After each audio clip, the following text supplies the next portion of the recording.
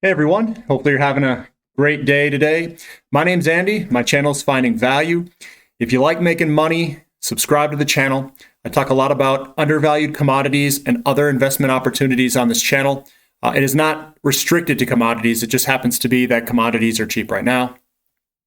Today I'm going to go over a gold and silver presentation. It's going to include a whole bunch of different things, supply, demand for gold, silver, looking a little bit at the silver reserves, how gold could fall off a supply cliff, and we'll look at the technical analysis of some of the companies related to gold and silver.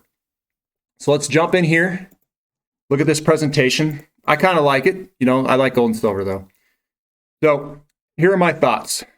Gold and silver supply could fall off a cliff soon. Soon being within the next decade. I don't have a crystal ball. I can't tell you exactly when, but I do think that we are going to run into supply constraints and the demand is going to ramp up. So that's not a good scenario for meeting all of the demand because I think price is going to be the great equalizer here. We're printing dollars faster than ever. I mean, that is not good for people who own dollars. But it's good for those who own inflation-protected assets, those who own real estate, those who own precious metals. The gold and silver price doesn't really matter to me in the very short term. This can go down. What it's going to do is just provide better buying opportunities if the physical silver and physical metals ever go down. So we see the paper price diverging from the physical price. I don't really see the physical price falling that much. So it doesn't really affect me in a way where I can buy more physical precious metals. It always seems like the premiums get higher as the price gets lower, having the same price for the physical metal. Physical precious metals held in hand are a strategy for security in the future. That is my opinion. That is what I think is going to play out quite well. And it's a strategy for security as in energy scarcity security, and also security against a declining dollar. I hold 20 to 30% of my net worth in physical metals, just as a disclosure, and I've been buying for many years, over a decade. Mining companies may provide leverage. They may, operative word may, provide leverage. Watch out for nationalizing strategic minerals in the future, and that's what I get afraid of. So I wanted to kind of give you my thoughts before going into this technical analysis. I'm going to go through a couple of slides to show you what's coming up. And I want this to be in the forefront of everyone's mind on this channel. This is peak gold supplies upon us. This is the AME Metals and Mining Strategic Market Study in 2019 done by Barrick Gold, and U.S. Global Investors. They're thinking the peak is 2020 and it's slightly lower in 2021, and then we fall off a cliff. So this is great if you like gold and silver and all these other, I'll call it strategic, precious metals that protect your wealth. Now I'm going to show you a little bit different slide here. The top 20 global gold producers, projected production from proven and probable reserves. It falls right off a cliff after 2028, 2020. So it starts declining at 2025, then it really falls off a cliff on 2028, and then it's straight down. This is the time you want to purchase. This is the time you load up, is before all this stuff happens. So I've been buying for a while. I've looked out. I've got a clear vision way out there. This is going to happen with gold. It's one of the, I'll call it one of the first precious metals to experience this gold supply cliff, I think. And I also think that it's going to happen in silver. This is global silver production. It has been somewhat declining. Global data thinks that we're going to come up a little bit and have a little bit more production at about 1 billion ounces per year. So that's global silver production. I think we're like 850 or so right now, maybe a little bit lower. Here's 800, maybe a little bit over 800, somewhere in that range. So they're optimistic that we can increase a little bit, but there's something I want to talk about. That's silver reserves, about 560,000 metric this 560,000 metric tons of silver reserves remain around the world. The USGS reports Peru's, and then those are the areas that have the reserves: Peru, Poland, Australia, and Russia. So reserves left, 560,000 metric tons, is about 19.7 billion ounces. We've mined, just ever mined globally, about 50 billion ounces. So we're past the 50% mark, unless we find a bunch more reserves somewhere. So that's not promising to have that many reserves and how much demand we have coming up in the future. And I'm going to show you what that looks like in some of the sectors. So this is where the demand is going for silver. We've got silverware, 7%, investment, coins and bars, 18%, jewelry, 21%. So about half of it is consumer kind of things above ground that people own. We've got photography, which is hardly anything, and then industrial applications in terms of solar panels, electronics, batteries, biocides, etc., 51%. So that is increasing. That demand is going to explode, and if we have exploding demand on the industrial applications and explosion demand in investment, I don't see how this plays out with prices not going higher. This is the historical and forecast solar capacity by region. This is a dramatic increase, and I don't see this slowing down. I see it accelerating if they're doing these infrastructure plans. So the demand for solar is going to go, we'll call it vertical. This is the demand for solar in automotive. That's internal combustion engines, hybrid electric vehicles, and electric. So 2020 is about here. Let's just call it 60 million. We're going to be over doubling it by 2040. This demand just in this sector. The weird part is all of these graphs are growing exponentially, not linear, exponential. So what about the grades of silver? The grade of silver reserves in persistent downtrend. This is grams per ton, down, down, down, down, down, down, down, down. That's where it's heading, is to below 200, down to probably 50. The new stuff coming on that has great reserves in terms of amounts, like over 500 million ounces, the reserves are going way down. Or grades. The grades are going down, not reserves, but grades. Now here's the net energy cliff, just to tie this in as well. We've got gold, we've got silver, we've got declining reserves, we have declining supply in gold especially, potentially in silver in the future. Now, we have to use exponential more amounts of energy if we're going to increase production of any mineral in the ground with declining ore grades. We also have declining energy return on energy invested out of oil. And you can see that we're going down the scale. We were up here.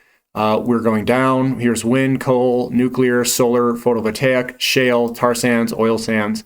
These are basically not worth even going after once you get under about a 7-to-1 energy return on energy invested. Just one thing to keep in the forefront of your mind for oil production: 50 million barrels of oil at 70-to-1 energy return. The ones that are over here, 70's here. I'm just saying, let's just take this, make it 70. To replace this amount with new oil at 7-to-1, which is the minimum return, would take 500 million barrels, and then you would need to grow production on top of that for new production. So when people say, oh, we're going up, we're at 100 million barrels. No, we need to go to 500 million if we're going to replace the 70-to-1 energy return on energy invested oil with new 7-to-1 returns. We would need, if you use these photovoltaics and wind, if they're over like, let's say at 20 or 10-to-1, we may need, let's just say it's about a third of this. If we have 50 million barrels to replace that, now there are efficiency gains with electric vehicles versus gasoline vehicles. But let's say we have to double it. We have to replace 100 million barrels of oil to make it all work. I didn't do the math, but I'm just taking a guess. So here's VanEck Vector's Gold Miners ETF getting on our technical analysis. We've got this guy moving on up. We hit our head on this big long-term downtrend. We're coming back. and I think we're going to try to attack it again at some point in the future. Just be patient, it will come. Here's the GDXJ, another ETF. Can draw this guy across. We broke it, came back. We're still back testing back inside of the chart pattern, and I think we're going to come out and blow this to the upside and absolutely rip it. That's what I think. We're going to rip it. This is SILJ. Nice big pattern. It's sitting right below its breakout here. It's just kind of sitting there going sideways, waiting for gold. If gold has a supply curve that we saw earlier, gold's going to go through the roof. Silver's going to go through the roof as well with all the demand and supply. Supply is not really going up, but the demand is going up crazy amounts. So I see this as a very good bet over the next 10 years. This is gold, Barrick Gold Corp. We've got a nice little pattern here. It's been chopping sideways. We broke out a little bit and then came back in the pattern. It's going to take some time. Here's First Majestic Silver. We are just coiling right up at the tip of this guy. We're coiling on up. We've got some support here from this. All these, we'll call it reversal points. So it's a nice uptrend line. Broke out, came back, and I think we're going to break to the upside very soon. This is First Majestic zoomed in on a daily chart. So we're zoomed way in. Bullish engulfing right here. Came on up. Another bullish engulfing. These add up. We've got them all kind of through here. And I think we're going to move on up, eventually breaking all of these sticky resistance areas. Here's Endeavor Silver. Again, this is a big picture view. Nice big downtrend here that we broke to the upside. Back tested. Came back up, broke through this resistance line through here. So we broke up, back tested this. Now we're moving on up, and we're probably going to have to break through this guy. We'll probably break through, back test. Then we have to call Houston because we're going to have a launch after that, a rocket launch. So that's looking good. You zoom in here, it is going on up. It's looking pretty solid. This is Fortuna Silver Mines. Looking at this guy here, big pattern through this tops of these guys. Broke through. We're just kind of going sideways, bouncing off this support line many times. And eventually I think we're going to move on up. Let's zoom in. Yeah, we are moving on up.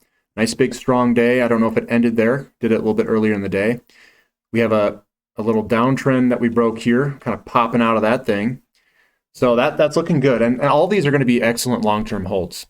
Hecla Mining as well. That thing's popping higher. Again, if we're looking at this from a decade-long approach, these are going to be fantastic. Mag Silver, looking from a big picture view, we kind of are chopping on this pattern right here, this we'll call it a slight upward trend line. So we're chopping back and forth. Looks like we have nice support down here.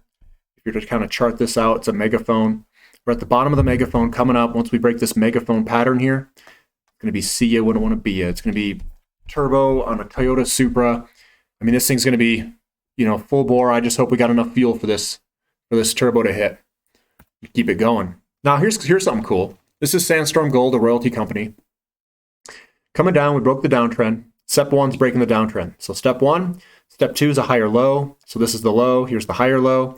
Step 3 is to break this guy here. We are now making a higher high. This is a definition of a new uptrend. So if you guys don't know what a new uptrend looks like, this is exactly what it looks like. It's called a Trader Vic 123 reversal. You can look it up on Google if you want, but this is now a new uptrend. And look at here, Wheaton Precious Metals doing the same thing. Downtrend broken. Step 1's to have a downtrend break. Step 2 is a higher low. Step 3 is to break this high. We broke it. Hooray, we're in a new uptrend for Wheaton Precious Metals. And if you guys bought down here, I'd like to congratulate you, pat yourself on the back, and tell you that you did a very good job of catching a bottom. That's what a bottom feels like. Now, let's just hope the momentum can continue. Doesn't mean that this thing can't go back down a little bit and bounce around, but we are in a new uptrend. This one is Cordero Silver Price Torque. So this is Discovery Metals. This is Discovery Metals is an exploration company in Mexico. It's one of the larger, we'll call it larger reserves. This could have potential to be $1.5 billion ounces in the ground. But here's the problem. Look at the grades. 50 grams per ton, 25 grams per ton, 20, and 15. This is what is out there. Not 500, not 1,000. I mean, there's some that have it, but right now it's all lower ore grades, lower and lower and lower, which is going to increase the amount of oil to get all. It's going to increase demand of oil for everything that is mineral driven. The ore grades continue to decline. And if we want to create this renewable, the infrastructure, the renewables, the electric vehicles, if we need silver and copper, the ore grades are doing this. The energy consumption is doing this on an exponential basis. So the thing that I get a little bit worried about, when I was very young, I was probably 10 or 12 years old. I asked my dad, I was in the car, it was an Isuzu rodeo, I was in the back of it. And I said, we just filled up gas. And I said, Dad, how do all these cars have gas in their tanks? I mean, we just filled up with 20 gallons and I see cars all over the place. How the heck do we have this much gas? He goes, well, we have a lot of oil. And I was just thinking, like, there's no way, if we continue to pile on more and more and more cars and airplanes and all these things at an exponential fashion, there's no way we're going to be able to keep up with all this. And then I start to think, we've got the electric vehicles and all these mining equipment. How are we going to move all this material to get all this stuff out of the ground? Do we really have that much oil? I still have questions like that today. And that was back when I was 10, 12 years old. It never really left me. So that's why I continue to look into, is it peak oil? I don't know. I don't have that. I mean, Matthew Simmons back in the day would say, yeah, we're going to have it. And same with the guy for Shell, Colin Campbell. He was in it, and all these other guys. I don't know if that's going to happen, but I do know that if you exponentially increase something, you got to really pile on the production. And with these declining ore grades that I'm seeing, with all these new large scale deposits, whatever you want to call them, we're going to be using a lot of oil to get this stuff out. And I don't think with the declining energy return on energy invested of solar and wind, I don't know if we can make all this happen. I mean, maybe we can, but we're going to have to install just massive amounts of everything. So we're going to have to get a lot more efficient, which electric vehicles are. They're a lot more efficient in terms of storing energy in relationship to electricity. We're not burning oil very efficiently. So anyway, this is what I see. It looks like we're putting in bottoms for some of these companies. I see strength. Strength is very good. Let's hope that the momentum and the strength can continue into the future, which I think it will. I'm seeing bonds turn around, TLTs turning around, going on up. What that means is that there's a strong correlation. If you were to overlay TLT and gold, there's a strong correlation there. Michael Oliver also brought this up, and I'm watching TLT go up, interest rates go down. I bet you the dollar is going to go down, and I bet you gold's going to go up with silver, platinum, and palladium. Hopefully you guys like this presentation. Give me a thumbs up. Subscribe to the channel if you haven't, and thank you for listening. This is Finding Value.